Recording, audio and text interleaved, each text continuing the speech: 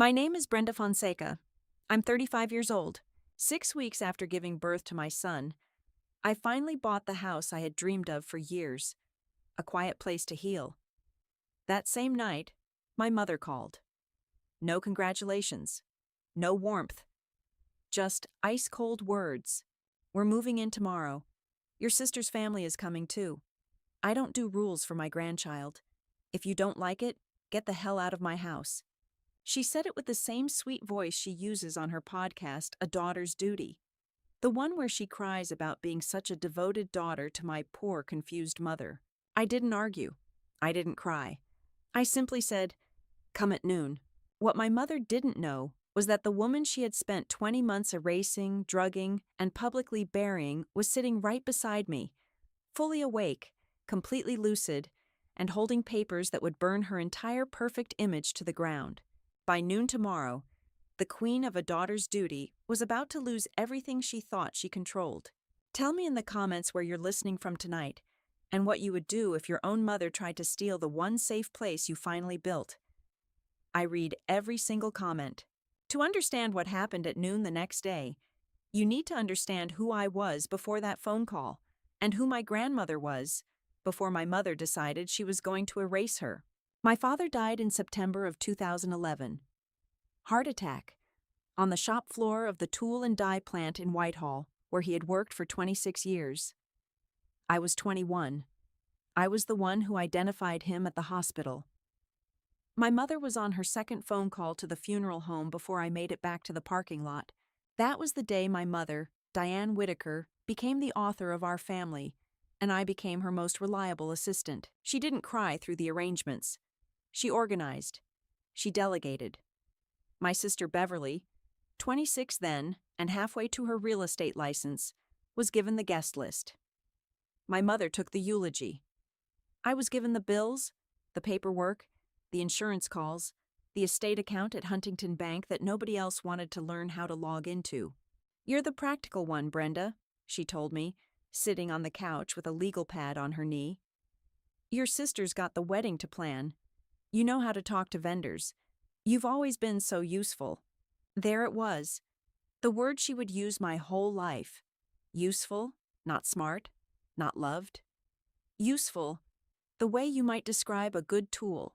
By the time the burial was over, my mother had a new voicemail greeting that opened with the word grieving. She started saying my father's last name differently. Fonseca. Slower, with an apologetic pause after. The way you say a word you'd rather not use in polite company. Miguel Fonseca had been a Cuban-American factory worker who came to Columbus in 1981 to pour molten metal into steel dies, and my mother had loved him, in her way, for exactly as long as being loved by him made her interesting. When he died, she rejoined the world as Diane Whitaker, the daughter of a longtime Columbus librarian, restored to her old maiden name for church and social purposes. I kept Fonseca. My sister dropped it when she married Douglas Bennett. My mother made it clear which of us had made the correct choice. By 2014, she was on the board of the First Grace Lutheran Ladies Auxiliary. By 2019, she was a fixture in the Alzheimer's Association's spring luncheon photograph, even though the person in our family with cognitive concerns was, at the time, nobody at all. My grandmother Nell was 76 that year and still driving to the Grandview Heights Library on Tuesdays to shelve returns. In June of 2022, my mother launched a podcast. She called it A Daughter's Duty. She recorded episodes in her dining room in front of a microphone Beverly had bought her for Mother's Day. In the first episode, she talked about caregiving as a calling. She used the word sacrifice 7 times. My grandmother was still driving. My grandmother was fine. Nobody who listened to that podcast knew that. I stood in my kitchen with a mug of tea and listened to my mother's voice describe herself as a woman quietly bearing witness to her mother's slow disappearance. And I thought, she is writing the ending before the story has started. I'm a paralegal. I've been one for 11 years. I work in elder law and estate planning at a small firm called Whitworth, Ridley and Coyle in downtown Columbus. My mother has never once used the word paralegal correctly. She calls what I do typing things for lawyers. She has been telling her 4,000 listeners for 2 years that her son-in-law Douglas is the actual professional in the family. Douglas is a certified financial planner. Douglas has an MBA from Ohio State. Douglas plays golf with the notary who eventually stamped a forged power of attorney with my grandmother's trace signature on it. Douglas is a professional the way a con artist is a professional. My sister Beverly is a top-producing realtor at Coldwell Banker Realty. She has 84,000 followers on an Instagram account called The Bennett Home, where she photographs sourdough loaves in linen aprons and captions everything with the word blessed. She homeschools her 2 children, Ellie and Cade, in a kitchen with a pot rack she paid a designer to source from Provence. She never lifted a bill during our father's estate. She was the beautiful one. I was the useful one. I let my mother keep saying it. 11 years of visits, tax filings, insurance renewals, doctor's appointment coordination, mowed lawns, mailed cards, holiday plans. I let her introduce me at church events as my other daughter, the one who helps. I let it go. It was easier to be underestimated than to be right about her out loud. That was my mistake. I only tell you about it so you understand what was already in me by the time I noticed my grandmother's pill count did not match her medication chart. By the time I found the first blister pack in the pocket of her cardigan. By the time I understood what my mother had actually built her whole life on. The word useful. She forgot who else was listening. I need to tell you about my grandmother now, because everything you're about to hear rests on who she was before my mother decided who she was going to be. Her name is Eleanor Whitaker. Everyone calls her Nell. She was born in Zanesville, Ohio, in March of 1943, to a mother who died in childbirth and a father who did the best he could with a farm and no wife. At 18, in 1961, she got pregnant with my mother by a boy who left for the Marines and never came back. She never gave her up. She raised my mother alone for 2 years in a rented room over a hardware store in Newark, until she met a quiet accountant named Everett Whitaker at a Kiwanis Club dance and married him inside of 6 months. Everett adopted my mother. They never had another child. Everett died of pancreatic cancer in 1998. Nell never remarried. She kept working at the Columbus Metropolitan Library for another 12 years, retiring in 2010 as head librarian of the Grandview Heights branch after 41 years on the payroll. She lived alone in a 1902 Victorian and German village on Sycamore Alley, 4 blocks from the book loft, with a reading chair by the front window and a kitchen full of cookbooks she never used. My grandmother taught me what attention looked like. I was 9 years old, the summer of 1999, when my mother went on a 2-week women's retreat and left me with Nell. Beverly was already in high school then, running around with a boyfriend nobody said anything about. I was the extra child. Nell put me in her Buick and drove me to the library every morning for 3 months, sat me at the reference desk with a spiral notebook, and taught me how to look things up. Not novels, legal opinions, case briefs, encyclopedia entries. Everyone tells you to read novels, she said, sliding a red buckram-bound volume of Ohio reports across the desk. I'm going to teach you to read legal opinions. They're the strangest stories in the library, and nobody has decided how they end. She was the reason I became a paralegal. When I graduated from my certificate program at Columbus State in 2014, I mailed her a photocopy of my certificate. She mailed back a postcard with a single line. Told you so. Nell, 2 things I want you to remember because they matter later. The first is a gray cashmere shawl. She knitted herself, in 1978, on late-night shifts at the branch on Parsons Avenue when the winter reading room was empty. It's the color of Ohio sky in November. There's a coffee stain on one corner from 1996 that never came out. She wore it every Sunday morning when she read the paper. She wore it in every photograph I have of her from my childhood. When I was little, I could always find her in a crowd because I could find the shawl. The second is a small motion with her hand.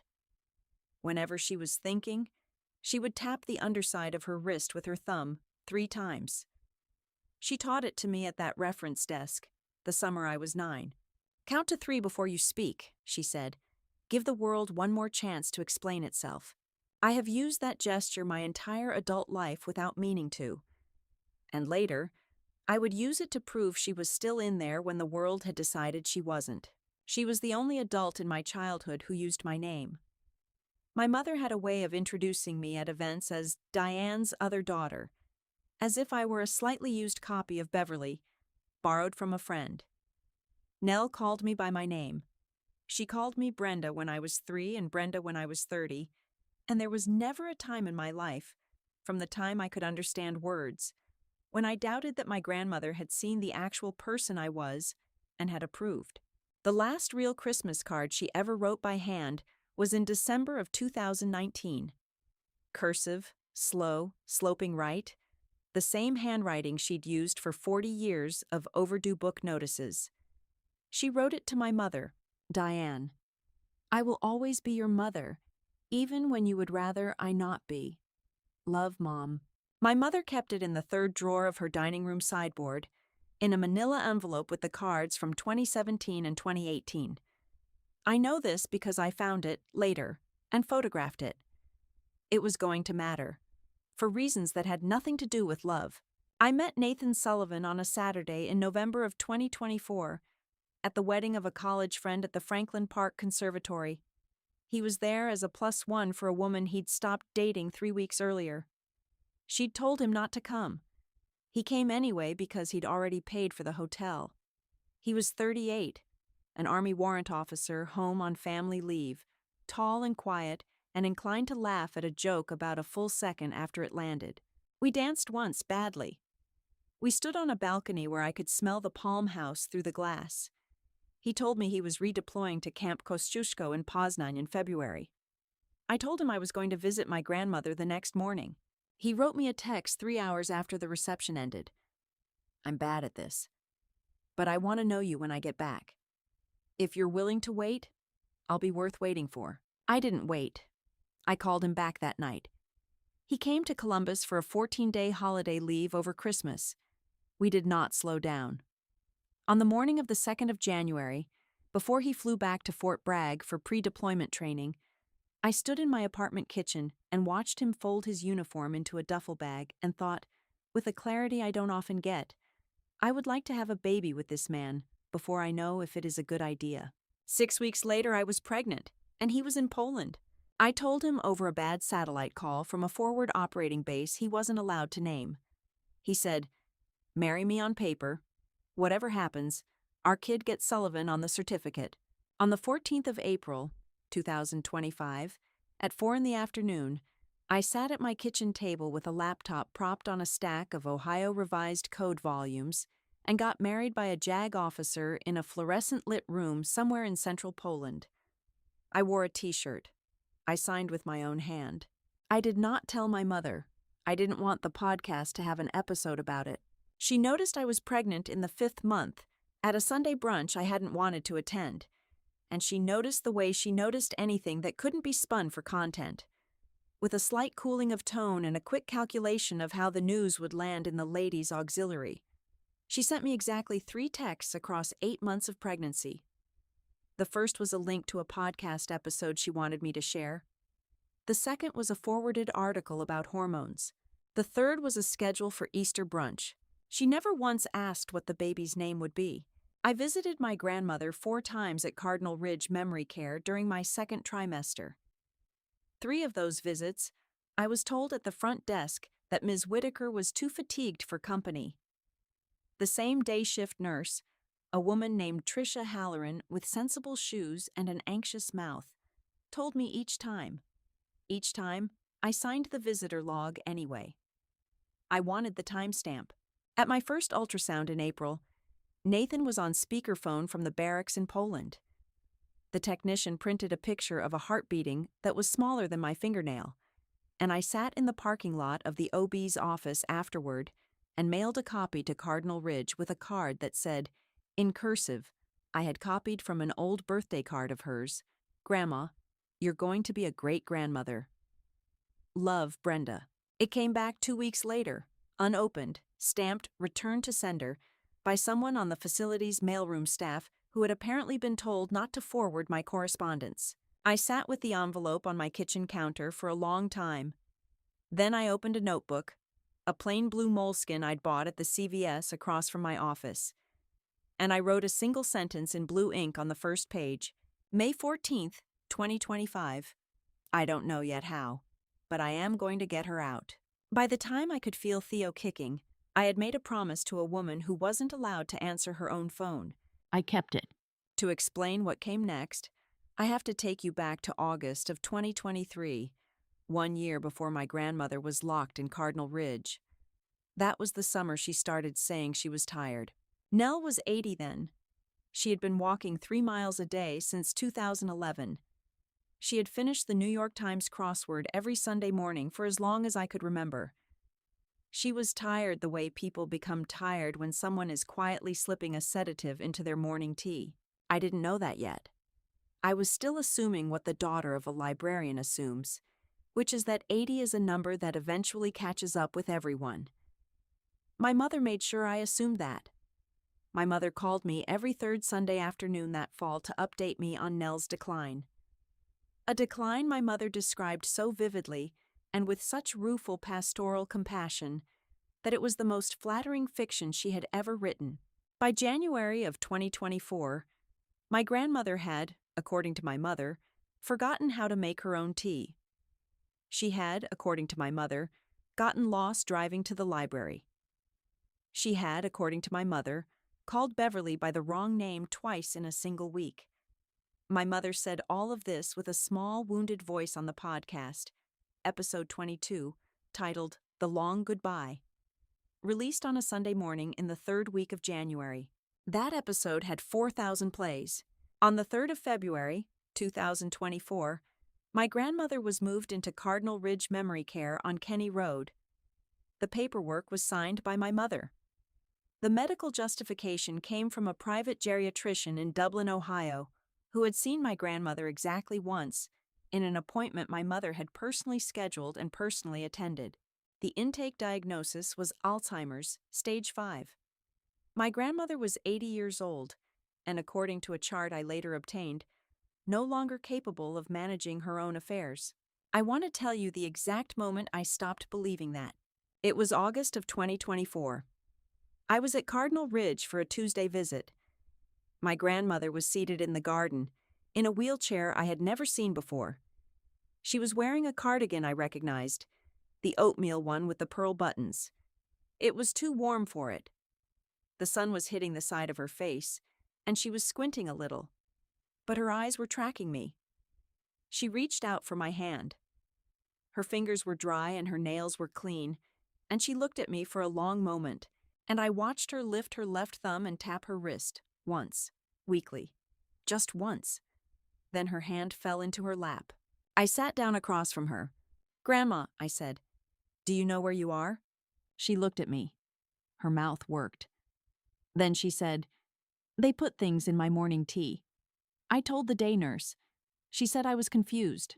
Nothing else, just that." I put my hand over hers, told her I was going to bring her a coffee from the cart in the lobby, and I walked into the corridor, and I stood by the window, and I made myself count to 3. That was the day I started keeping a file. By November, I had noticed the pattern. My grandmother was more lucid on Tuesdays. Tuesdays were my visit days. Tricia Halloran worked Sundays through Thursdays. When I visited on a Wednesday for the first time, unannounced, my grandmother didn't recognize me. Late that same Wednesday, at a shift change, Tricia was in a hurry and dropped a plastic medication cup on the floor and told me casually, "She's calmer on your visit days. I always cut back her Tuesday dose." I wrote that sentence down in my notebook that night, verbatim, with the timestamp, 5:52 p.m. On the 3rd of December 2024 at 2:14 in the afternoon, I walked my grandmother to the rose garden and helped her out of her chair. She reached into the pocket of her cardigan for a tissue, and instead of a tissue, she pulled out a blister pack of pills, half empty, no prescription sticker, no patient name, and looked at it with the mild puzzled expression of someone who has been asked a question they cannot quite hear. I took the blister pack. I put it in a Ziploc bag. I labeled it with a Sharpie. December 3rd, 2:14 p.m. E. Whitaker. Personal effects. Cardinal Ridge. That evening, at 6:20 p.m., I called Frances Whitworth from my office. Frances is the senior partner at the firm. She's 63, a childless widow with a corner office facing the Ohio State House. She has been the executor of my grandmother's advance directive since 2015. She's known Nell since 1987. She is one of the 2 women in the world who I trust with any part of what I know. I told her hypothetically, because that's how paralegals speak to attorneys when they aren't sure yet what they're asking, that a resident's official medication chart listed 2 drugs, but I had a physical sample of a third. I asked her what the facility's exposure would be. She didn't ask a follow-up. She said, "Come see me tomorrow morning, 8 a.m. Don't tell your mother." That was the first conversation. On the 2nd of February 2025, at 9:10 in the morning, Tricia Halloran said something else. I was standing at the nurse station holding a paper cup of terrible coffee. Tricia was pulling meds for the 8 o'clock cart. I said, "The trazodone hasn't kicked in today. She looks alert," Tricia said without looking up. "Oh, that's the haloperidol from your mother. The trazodone is what Dr. Ainsley prescribed." Then she looked up. Then her face changed. Then she made herself very busy with a chart. I stood at that nurse station for another 90 seconds, finished my coffee, and walked to my car. By the 3rd slip, I had stopped pretending I was there for coffee. I opened a folder in a locked drawer in my home office. I labeled it with a client file tab, the way I would any case at work. I wrote her name on it, Eleanor Whitaker, and I did not close it until she was out. Frances gave me a name, Dr. Owen Kessler, geriatric psychiatrist, Wexner Medical Center at Ohio State, and a piece of advice. Build first, act second. Don't give your mother a fire alarm to point at, she said. Give her a case. I called Dr. Kessler on the 11th of March, 2025, from my desk at 6:20 p.m. He was still at the hospital. He took the call. He was 54, soft-spoken, precise, with the kind of professional patience you develop when your clients cannot always finish a sentence. I told him what I had. He didn't interrupt. When I stopped talking, he said, "Ms. Fonseca, before you say another word, I need to know. Does the resident have decisional capacity right now, in your opinion?" I told him I didn't know. That was what I needed him to tell me. He said, "Get her here, and get me the paper that puts you in the room." The paper existed. In 2015, my grandmother had signed an advance directive naming her husband Everett as primary healthcare proxy and me as secondary in the event of Everett's death. Everett had been dead since 1998. Frances pulled the document from Franklin County records and put it into my hand. I looked at the signature at the bottom. Slow, sloping right, faintly tremulous even at 72. It was the same signature that would appear later, in traced form on a forged durable power of attorney, and I would know at a glance that the second one had been drawn, not written. On the 1st of May, I invoked the directive. I invoked it in writing. I invoked it by phone. I invoked it in a certified letter to Cardinal Ridge that Frances co-signed on firm letterhead. I ordered the transfer of Eleanor Whitaker to the geriatric ward at Wexner for independent evaluation. My mother called me 22 minutes after the ambulance left Kenny Road. Her voice had lost the podcast register. "You had no right to move her." "I have the paper that says otherwise," I told her. "Would you like me to email it to your podcast?" She hung up. Dr. Kessler ordered a full medication washout. The tox panel that came back 48 hours later listed 3 agents: trazodone at 100 milligrams, oxybutynin at 10 milligrams, haloperidol at 5 milligrams. 2 of them were not in her chart. All 3 of them, in an 82-year-old woman, were what he called geriatric inappropriate. He used the word inappropriate 3 times in the first meeting, and then he stopped saying it clinically. The first week of the washout was terrible. I want to be honest with you about this because there is a version of this story where a woman gets flushed of 3 drugs and wakes up radiant. That is not what happened. Haloperidol has a discontinuation syndrome. My grandmother spent 4 days in mild delirium, seeing people at the foot of her bed who weren't there, asking for her library keys, asking for Everett. On the second night, I sat on a plastic chair in room 4E12 and held her hand and watched her look through me at something in the doorway and say his name over and over. She had not said his name out loud in 27 years. I did not go home.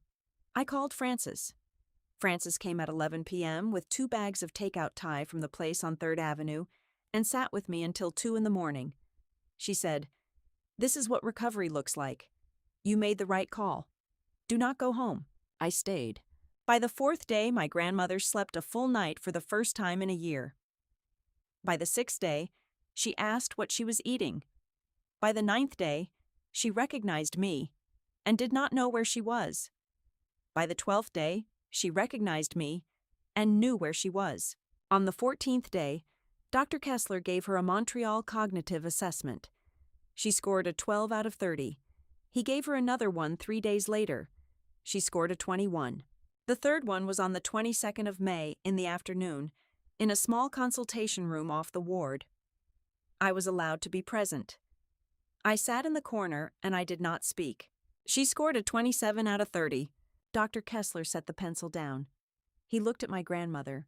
He looked at me. And then he wrote out the sentence I've kept a copy of, still folded into the front of my notebook. Patient demonstrates full decisional capacity across all domains assessed. Prior diagnostic label of Alzheimer's. Stage 5 is not supported by objective testing. Following medication washout. He signed it. Owen Kessler, MD. I remember the sound of the pen on the paper. I want to tell you about the day her hand moved. It was the 18th day of the washout. She was sitting up in bed. She had a Louise Penny Mystery on the tray table, a hardcover with a cracked spine, and she was reading, actually reading, with her lips moving very slightly the way they used to when she was concentrating on a legal opinion at the reference desk in 1999. I was standing at the window pretending to look at the parking lot. I heard her say, "Some people carry secrets like stones, heavy but placeable." I turned. She was looking down at the page. Her thumb was tapping the underside of her left wrist. Once, twice, 3 times. I could not speak for a moment. I stood by the window and I looked at the parking lot and I counted to 3. Then I walked over and I sat on the edge of her bed. "Grandma, do you know who I am?" She lifted her eyes. She lifted her whole face. She said my name. "Brenda." Just that. Not you. Not sweetheart. Not child. Brenda. I held her hand until the nurse came in to take her vitals, and I did not cry until I was in the elevator. If you have made it this far, if you have someone in your life you know is not who they've been told to be, hold on to that thought. What I did next was not brave. It was procedural. It was slow. It was what the paralegal in me had been training for, without knowing it, since I was 9 years old at that library reference desk. 2 days later, at breakfast, my grandmother asked me, "Where do you want me, Brenda?" I don't want to go back. I had not bought the house yet. But that morning I started looking. She was released from Cardinal Ridge on the 24th of July, 2025, on a court order Frances had filed 6 weeks earlier. She moved into my apartment that afternoon. She was in the guest room by dinner time, in the gray cashmere shawl a nurse had retrieved from her belongings and laundered without asking anyone. She sat down in the chair by the window. She said, "East Light. I forgot that." She slept 11 hours. Frances filed an emergency motion in Franklin County Probate Court on the 12th of June, 2025, contesting my mother's informal guardianship. 2 days before the hearing, my mother's attorney withdrew the guardianship claim entirely. She sent Frances a 2-page letter. It was, in retrospect, a mistake. The letter was full of the language you'd expect from Diane Whitaker under professional pressure, words like burden, spare, and dignity. But toward the bottom of the second page she wrote, and I am quoting, Given the durable POA Douglas prepared in 2024, my continued formal petition is unnecessary for my mother's protection. Francis circled that sentence in red pen and sent it back to me by interoffice mail with a note stapled to the top. This is your discovery request. Drafted. I drafted it. On the 16th of June, we served Douglas Bennett a formal document demand for the durable power of attorney allegedly executed by Eleanor Whitaker. He produced it on the 28th. 4 pages, standard Ohio form, notarized by a man named Gordon Meacham on the 12th of March, 2024. My grandmother's signature was at the bottom. I stared at it for a long time. I stared at it because it was the wrong signature. I mean this literally. My grandmother's real signature has arthritis in it. Since about 2020, her cursive has gotten progressively looser and more tremulous. Whatever was on the bottom of that page was smooth, even, unhesitating. The way a signature moves when someone is drawing it slowly, in one careful stroke, from a source. I put the POA next to the 2015 Advance Directive. Even a person with no training could see the two hands were not the same person. Both had my grandmother's name on them. Only one had been written by my grandmother. I asked Francis for a forensic document examiner. She hired Marisol Herrera out of Cleveland, a woman I had once seen testify in a case at Whitworth. Marisol got the POA on the 2nd of July, along with the 2015 signature and, this is where I want you to pay attention, the 2019 Christmas card my grandmother had sent my mother. I obtained the card myself. My mother had kept it in the third drawer of her dining room sideboard in a manila envelope with 3 years of family cards. I stopped by her house on the 24th of June to pick up an old baby gift she'd bought me before she'd stopped speaking about the baby. She was in the kitchen. I had 4 minutes. I opened the sideboard drawer. I opened the manila envelope. I lifted the 2019 card. I photographed both sides. I put the card back. I closed the envelope. I closed the drawer. I took the baby gift. I left. Marisol had her report by the 5th of July. She wrote, in the cover letter I have also kept, signature on POA dated March 12th, 2024 demonstrates hallmarks of manual tracing, consistent with source document dated December 2019, held in family possession. At the bottom, in a separate paragraph, she wrote, this is the cleanest tracing pattern I have seen this year. Francis subpoenaed Gordon Meacham's notary log next. His log for the 12th of March, 2024, showed a notarization stamped at 10:15 a.m., with Eleanor Whitaker as signatory, executed at his office on West 5th Avenue. Cardinal Ridge Memory. CARE's visitor log for the 12th of March, 2024, showed Eleanor Whitaker present in her room from before 8 in the morning until noon. The overnight nurse's chart noted, patient asleep. Non-responsive to morning check at 10 a.m. Standard dose administered. I put Marisol's report on top of the notary log. Frances took a picture with her phone. She said, he's going to lose his commission, and if he flips, Douglas loses his license. I said, then we need to find out where the money went. I want to introduce you to Dana Kirchner now, because she is the reason we found the house. Dana is a realtor with Coldwell Banker, who competes for listings in the same German Village submarket where my sister works. She had been a friend of my father's. She'd come to his funeral. She'd sent me a text every October for 14 years, remembering the anniversary of his death. On the 12th of July, at 9 in the morning, she messaged me on LinkedIn. Hey, saw a listing your sister posted for a Victorian in German Village. That's your grandma's house, right? Just wanted to check. I opened the message. I sat at my kitchen table with my coffee. I called Francis. The listing was live. 1216. Sycamore Alley, $735,000. Motivated seller. Estate situation. Buyer LLC, Red Wing Trust, a shell company registered in Delaware 3 weeks before the listing went up. Closing scheduled for the 15th of November. Frances laid out the strategy in her corner office that afternoon on a yellow legal pad. 5 items, numbered. 1. Revoke the POA in writing to Douglas and my mother. 2. File a TRO in Franklin County Common Pleas to halt any conveyance. 3. Report Douglas to the Ohio Supreme Court Disciplinary Council and to FINRA. 4. Coordinate with Franklin County Adult Protective Services. 5. Wait. Let my mother expose herself the rest of the way. I asked her what day we moved. She looked at the calendar. She said, "The day your mother believes she owns the house."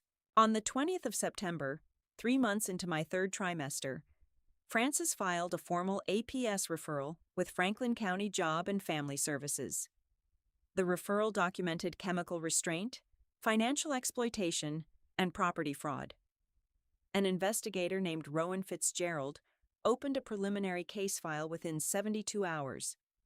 I met her on the 25th of September at Whitworth's conference room. She was 41, dark-haired, no wedding ring, direct. She listened to me for 40 minutes without writing anything down. Then she opened a notepad and started.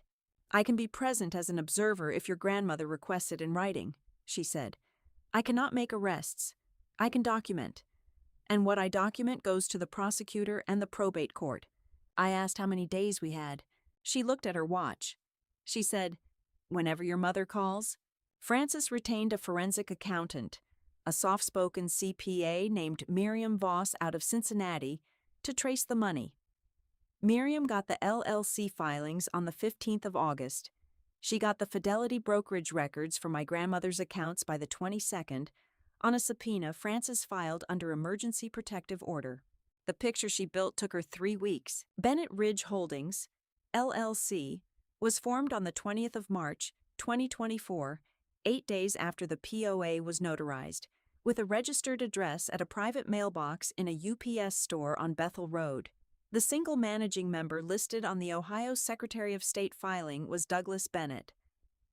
My sister's name did not appear on any document. Not the operating agreement, not the annual reports, not the tax filings. Not once. Between the 12th of April, 2024, and the 14th of June, 2025, $328,000 had been transferred out of my grandmother's Fidelity brokerage account. My grandmother's retirement savings, 39 years of quiet library clerk contributions. In 56 discrete transactions, each under $25,000, each structured to avoid mandatory reporting thresholds. Miriam used the word structured with something close to distaste when she said it out loud. The money went into Bennett Ridge Holdings. From Bennett Ridge Holdings, it went into a personal checking account at Fifth Third that Douglas held alone. From that account, it paid $158,000 in down payment on a coastal cottage in Duck, North Carolina, in June of 2024. $28,000. For Ellie Bennett's first year of tuition at Wellington School in Upper Arlington. 6 figures across 14 months in country club dues, restaurant tabs, an interior designer in the short north, and a Peloton. I sat in the small conference room at Whitworth on the 3rd of September and read Miriam's schedule. 56 lines. My grandmother's 41-year library pension, converted line by line into a coastal cottage my sister had captioned 12 years of hard work on Instagram. I had to put the schedule down and step out into the hallway. Frances came out after a minute. She stood beside me at the window that looks north up 3rd Street. She did not say anything for a while. Then she said, "Sit with the question you're avoiding." I said, "Beverly." She said, "Yes." Miriam had pulled the Bennett's joint federal tax returns from 2023 and 2024. Beverly had signed both. The Bennett Ridge income was reported on Schedule K1 as consulting income from a longtime private client. That's the line Douglas had written. Beverly had signed under it. But there was a text message, subpoenaed off her Verizon records with an emergency preservation order, dated the 16th of August, 2024. Beverly had texted Douglas at 4:41 p.m. Where is the Bennett Ridge income coming from? My CPA had a question. Douglas had answered 40 minutes later. Consulting contract with a longtime client. Don't stress it, babe. I read that exchange 3 times. He was not wrong. My grandmother had been a longtime client of his, for the previous 13 months, just not the way he was implying. Frances put her chin on her fist. She said, "She's negligent. She might be criminally negligent. But if I were her CPA, I'd tell her she has an innocent spouse defense and probably a divorce case." I said, "That's what I want to give her." "Give her? An off-ramp?" Frances looked at me for a long moment. She said, "You are your grandmother's granddaughter." I want to be careful about how I say this next part. My sister and I have not spoken about our childhood in 20 years. We were not friends. She was cruel to me the way 10-year-olds are cruel to 7-year-olds, and my mother had a habit of laughing at her cruelty in a tone I understood, even at 7, as approval. Beverly grew up into a woman who monetized our mother's approval and never once looked back, but she did not steal $328,000 from an 82-year-old woman. Douglas did that. She signed a tax return her husband handed her, and she asked one question and accepted an answer she should not have accepted. That is a life failure, not a felony, and it was going to end her marriage regardless of what I did. I was not going to hand my mother the pleasure of pretending both of her daughters had been martyrs together. My sister had made her choices. She was going to face the consequences of them. But she was not going to face the consequences of Douglas's crimes. I asked Frances to structure the confrontation so Beverly could see the money trail for the first time in the same room as the woman she had helped my mother erase. I asked her to build the moment cleanly, not to shame her, not to trap her, just to let her see it. Once, in front of witnesses, Frances said, "That's a mercy I would not have thought to build in." I said, "It's not mercy. It's separation. I want to know which of us she picks after she sees the numbers." She closed the folder. "Then we have our plan. And a house closing on the 15th of November. And a mother who thinks she's about to move in on you." I said, "Let her come." My son was born on the 22nd of August, 2025, at 3 in the morning, at Riverside Methodist Hospital in Upper Arlington. My grandmother sat in a wheelchair by the bed for the last 2 hours, holding my left hand.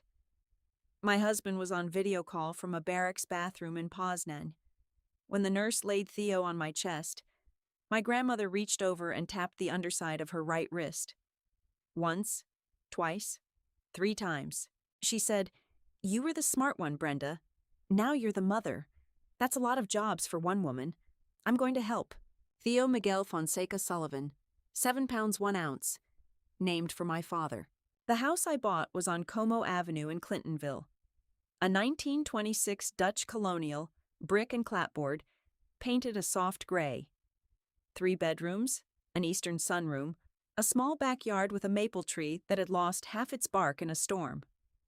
$389,000. $128,000 down, most of it life insurance from my father, saved for 11 years. I had been looking at houses in this neighborhood since 2020. I picked this one because the sunroom faced east, and I knew what my grandmother had said in the 12th day meeting with Dr. Kessler about East Light.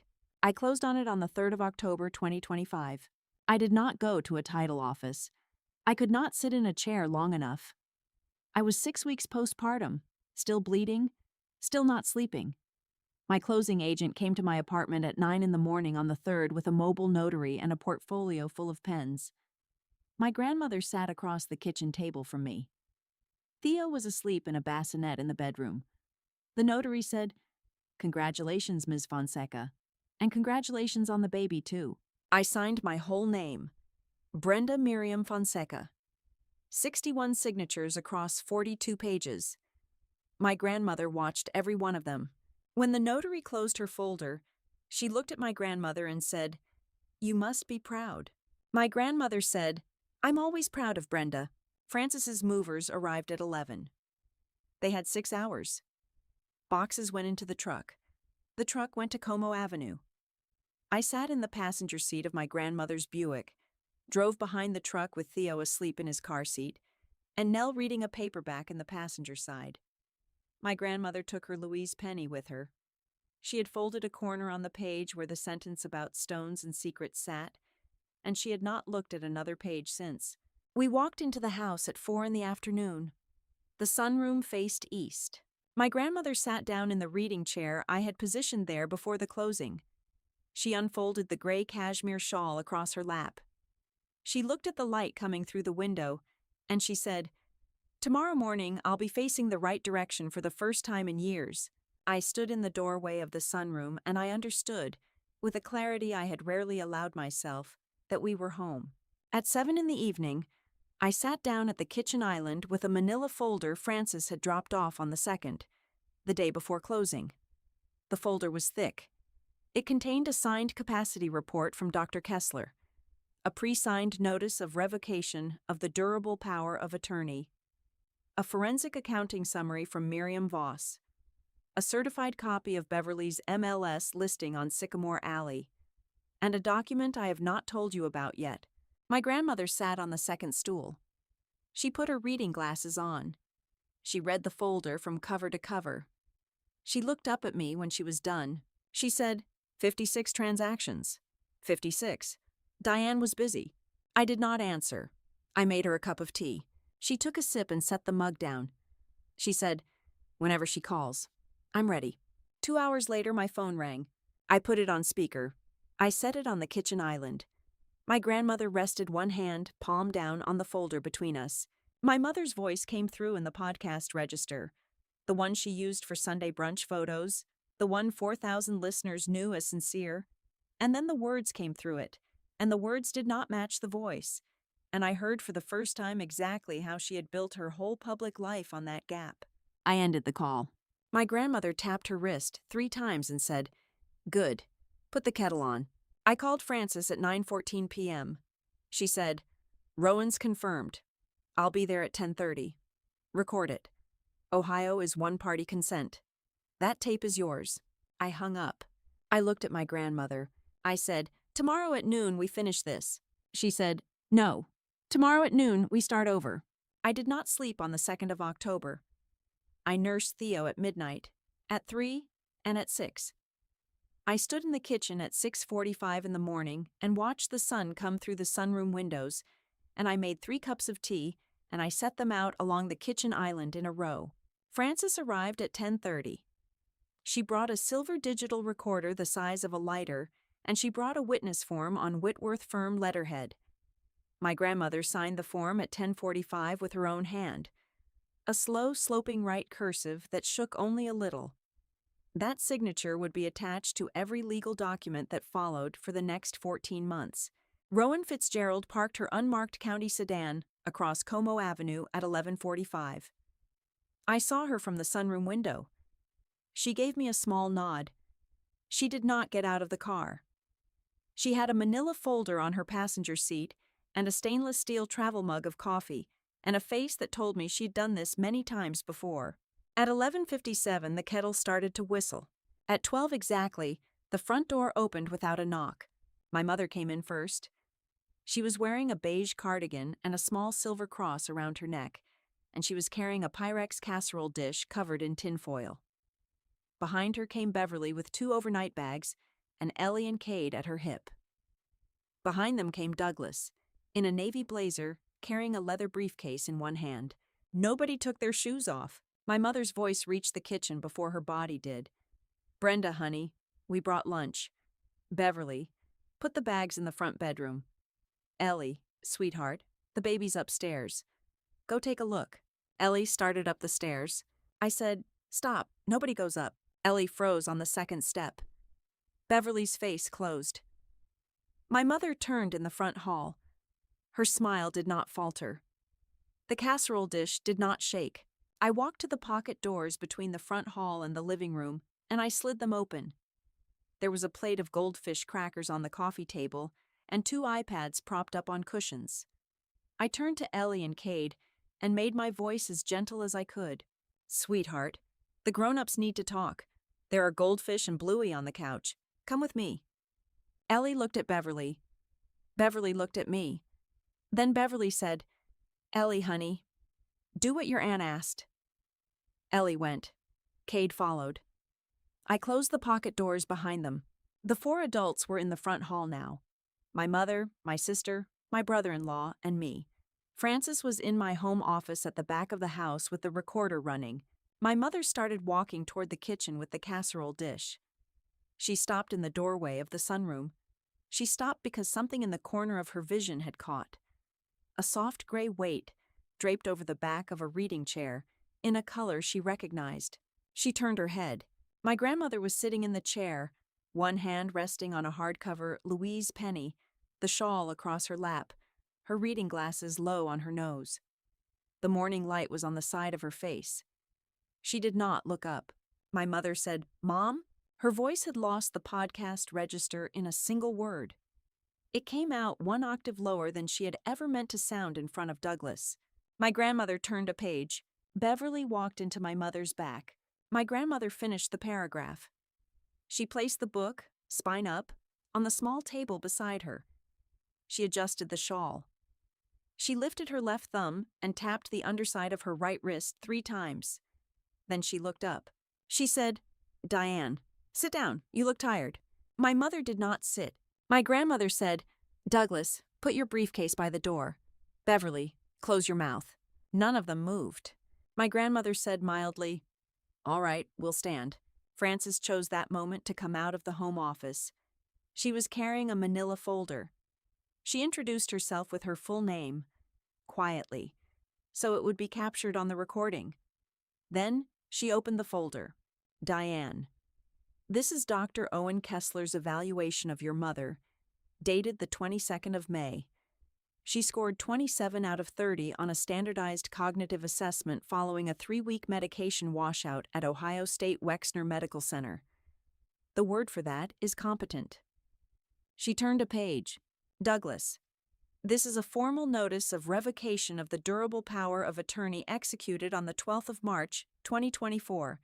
It is signed by Eleanor Whitaker this morning, in the presence of counsel.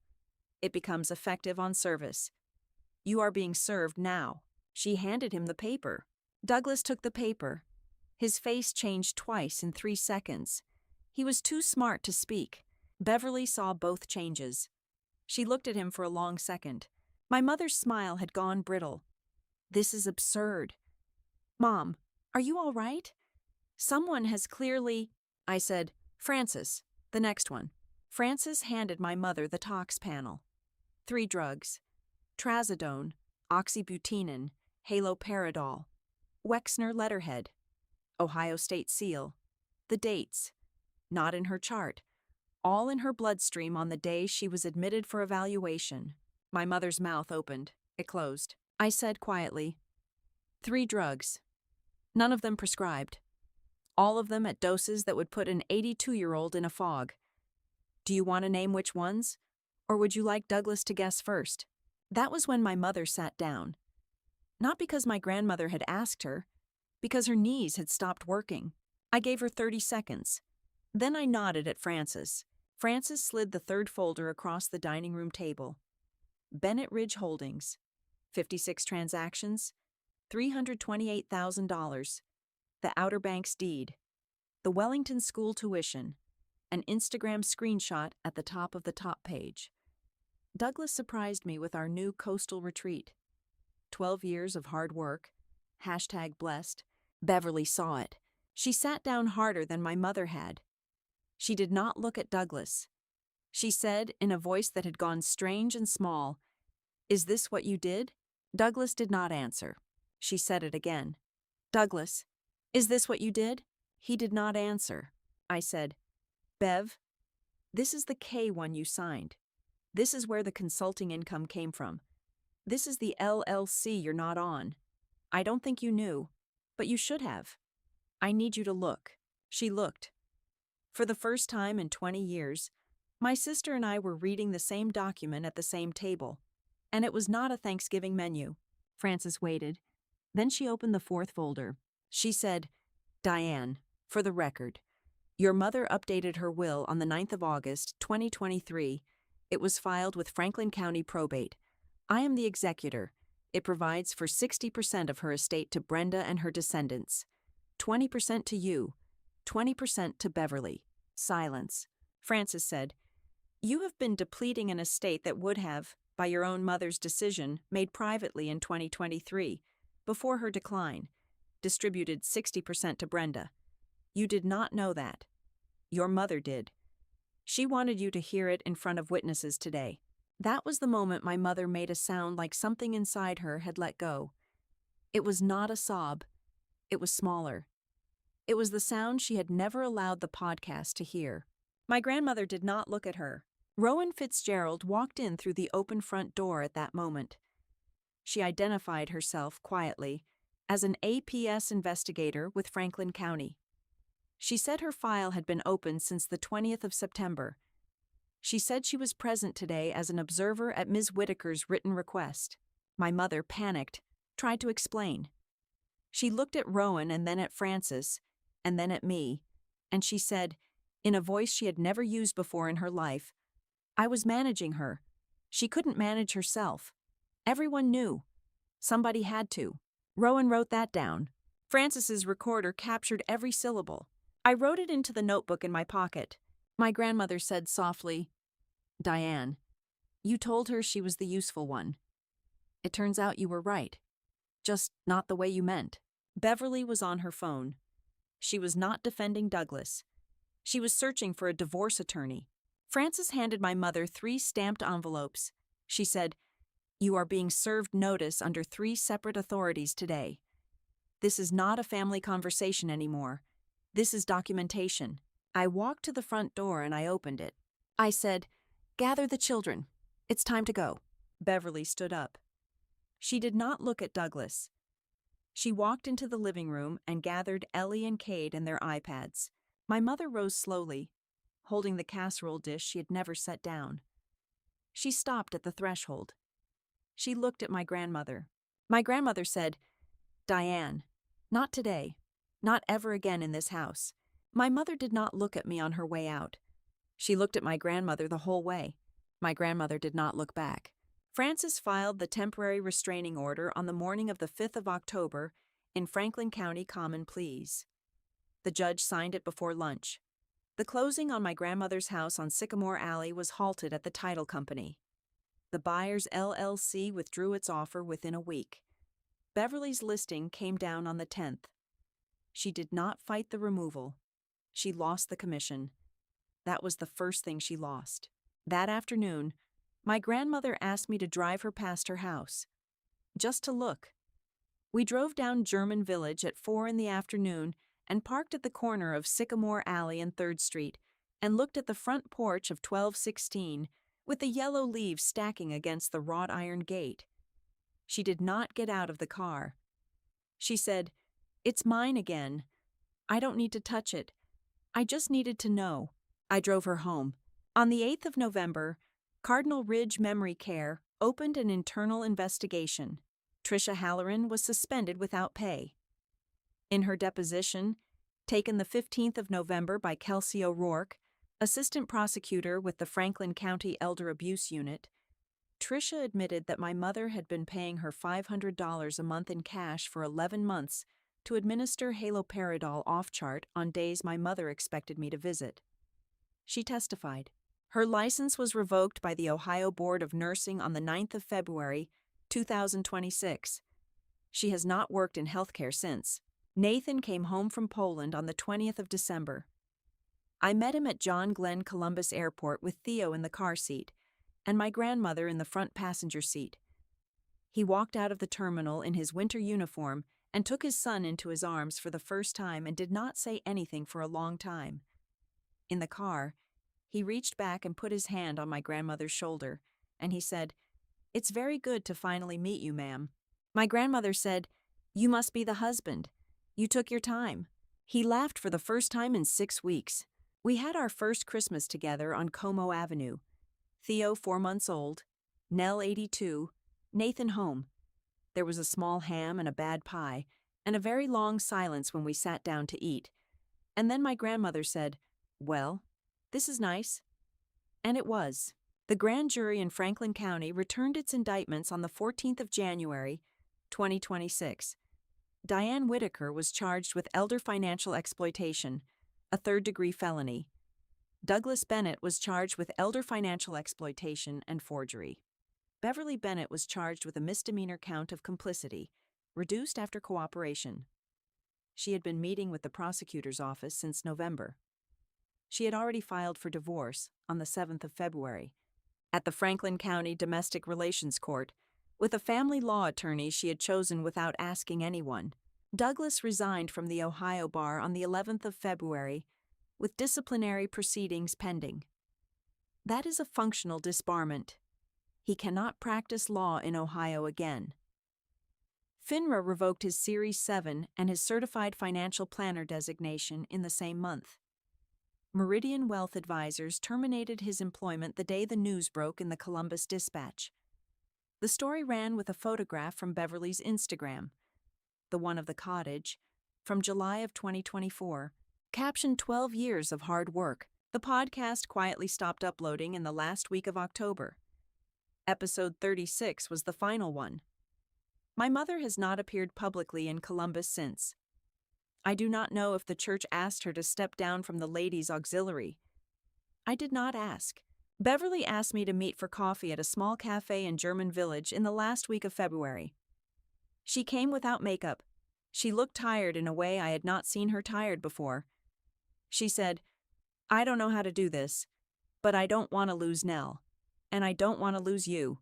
I told her, carefully, without heat, the terms. She would come to Como Avenue for Nell, not for me. Nell would decide when I was ready. I would answer questions honestly if she asked them, but I was not going to organize her feelings for her. I was done being useful. She agreed. She has kept it so far. So has Nell. My grandmother's 83rd birthday was on the 15th of March. Francis came. Dr. Kessler came. Nathan made a 3-layer cake from my great-grandmother's recipe on the back of an index card in Nell's handwriting. My grandmother wore the shawl.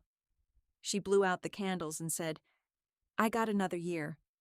That means I get to see something else, too." Then she said she wanted to see Theo learn cursive.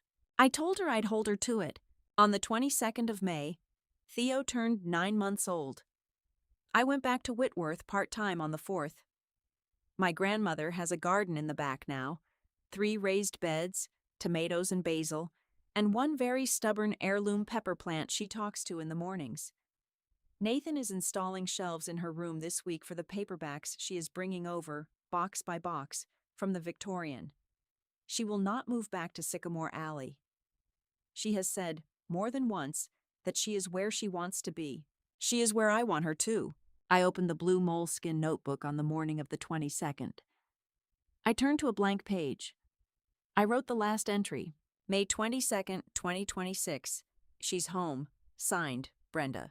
I want to tell you this last thing, because I owe it to my mother's 4,000 listeners and to the 50 women who wrote me letters after that podcast went dark. I am not a revenge story. I did not do this to burn anything. I did it because a librarian at the Grandview Heights branch, in the summer of 1999, put a red buckram book of Ohio reports in front of a 9-year-old girl and said, "Everyone tells you to read novels. I'm going to teach you to read legal opinions. They are the strangest stories in the library." She was right. They are. My name is Brenda Fonseca. I'm 36 years old. My grandmother is next door. My son is asleep upstairs. My husband is home, and nobody, ever again, is going to tell me I am useful. I already know I am. If you have someone in your life who has been erased by someone else's version of them, someone the world thinks is gone but who you know is not, say her name in the comments. Say his name. Nobody deserves to be erased, and nobody deserves to be told the only value they have is the labor they can provide for someone else. We are worth more than what we are useful for. That is the last thing my grandmother taught me, and I am going to spend the rest of my life teaching my son.